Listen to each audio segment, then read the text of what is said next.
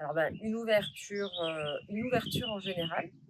Voilà, donc j'ai commencé pas mal à m'intéresser d'abord sur le plan théorique et puis après j'ai vu l'opportunité de ce fameux canal.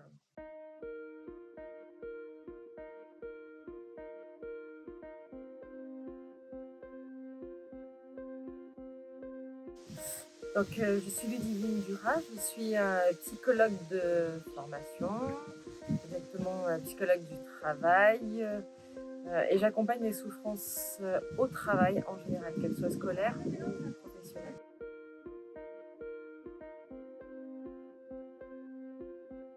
J'ai rencontré au début justement sur la souffrance, sur les risques psychosociaux, sur la souffrance au travail, il y a exactement en 2020.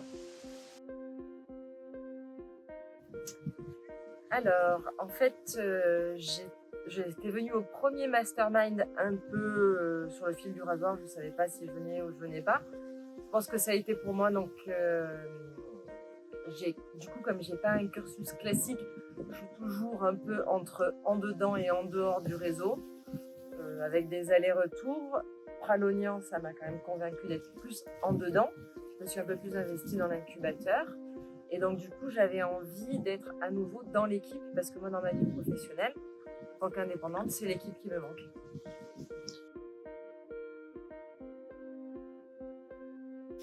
Alors, comment est-ce que je le définirais? Je trouve que c'était une instance de partage, de remise à niveau sur les informations.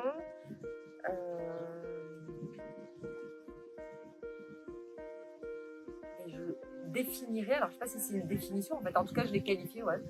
Pour moi, ça m'a servi à remettre à jour certaines informations et à nouveau à créer du lien avec les coachs au début.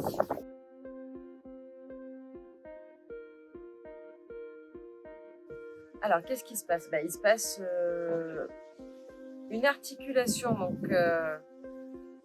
autour d'un projet qui est la structure au débit de plusieurs personnes qui ont envie d'apporter leur petite graine au projet et qui en même temps créent des synergies entre eux. Donc il y a à la fois leur énergie sur le projet et des synergies entre eux dans leur pratique professionnelle et personnellement.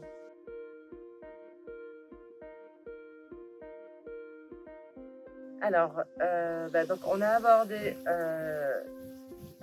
un petit peu le business de la structure, les informations chiffrées et clinquantes, les informations sur les modes de communication opérationnelle, sur les outils. On a également eu des apports théoriques et des apports pratiques, peut-être des choses qu'on peut aussi intégrer sur diverses approches qu'on ne connaît pas forcément.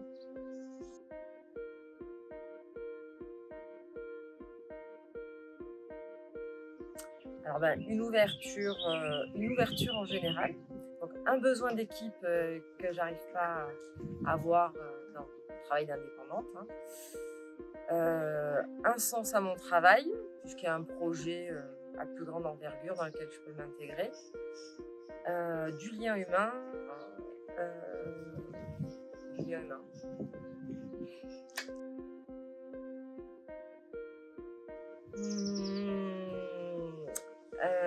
La première des choses, c'est que j'y ai vu une façon de me canaliser.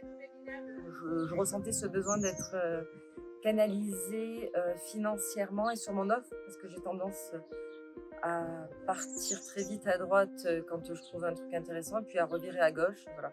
Donc je voyais un canal.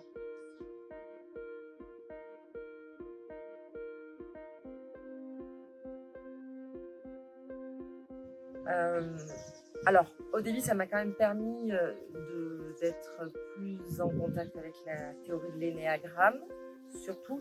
Le reste, je connaissais. L'énéagramme, je connaissais, mais de façon très superficielle. Voilà, donc j'ai commencé pas mal à m'intéresser d'abord sur le plan théorique, et puis après, j'ai vu l'opportunité de ce fameux canal dans la pratique.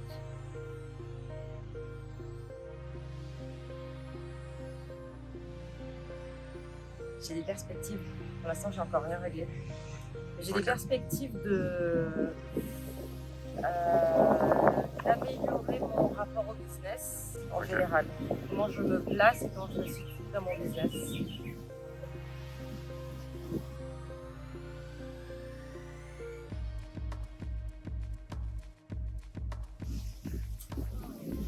J'ai obtenu des pistes pour réfléchir ce rapport, des outils pratiques, des prestations aussi, parce que ça j'ai oublié de le dire.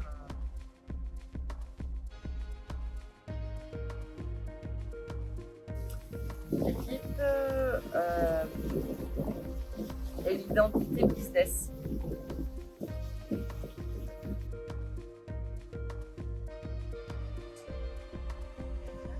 Qu'est-ce que je pense pouvoir accomplir? J'ai envie de proposer ce que je sais faire, ce que je suis, au projet.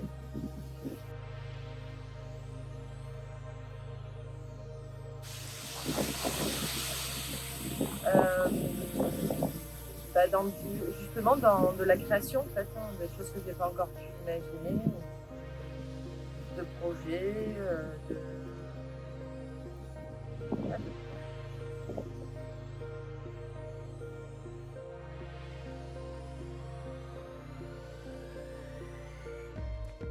J'ai déjà mis en contact plusieurs de mes collègues consultants. Je suis dans plusieurs réseaux qui sont un peu différents. Et je les proposais pour différentes choses, donc soit pour un travail sur sa posture de coach, type BTC, soit pour un outillage plus réseau, business, avec la moi vision.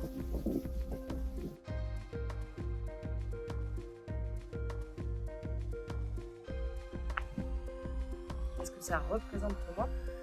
Toujours pareil, le canal, une structure, une ossature.